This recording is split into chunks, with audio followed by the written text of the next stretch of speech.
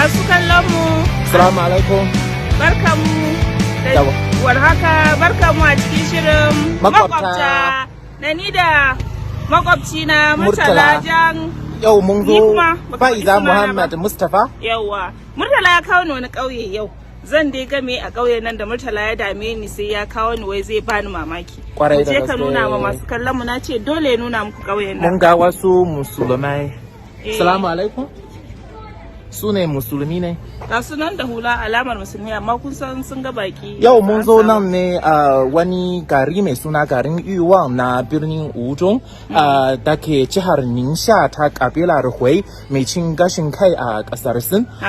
Mun yi tattaki zuwa nan ne a wannan ƙauye inda mun ga kamar musulmai sun yawa a wannan gari. Akwai musulmai a wannan garin, dama shine mamakin da kace zaka bani na ga alama ko? Kwarai da gaske.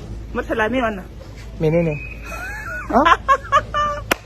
Me wannan gaba masallaci? Ƙauyen ƙasar Sin masallaci da gaske Murtala? Bari mu je mu duba ko?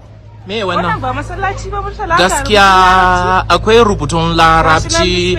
Me aka rubuta nan? Me aka rubuta? Kashi nan dai. Wallahi Ashe. Makwabciyata. Ko kina farin ciki? Sosai abin mamaki ne yadda ake cewa wai babu musulmi a kasar Sin, sai ga masallaci ba ma wai irin a ce koyayyen masallaci ba a bayyane da rubutun arabiya. Gashi nan ina gani, masu kallon ma za su iya gani. Zo ka gani ko ana shiga? Wannan kofan shiga masallaci amma saboda kuma COVID-19 kuma ba fara bude shi ba ko? Kwarai da gaske. Zamanin loud speaker na kiran sallah.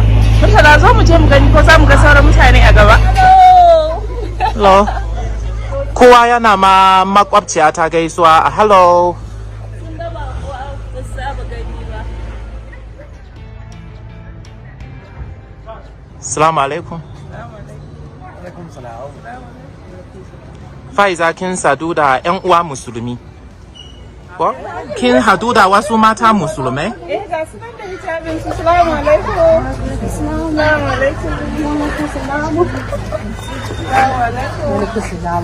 alaikum. Nace ina gaishe su makwabci. Ku ga musu da sunan ki ina gaishe su. Ta跟你们问好. Assalamu alaikum. Waɗannan mata musulmai ne na 'yan kabilar Hui. Yawwa masu kallo ga ziyarar gani da ido kenan. Ziyarar gani da ido kuma ba mu da lokaci. Kuma saboda daga nan ne za mu wuce ta wani gari na daban.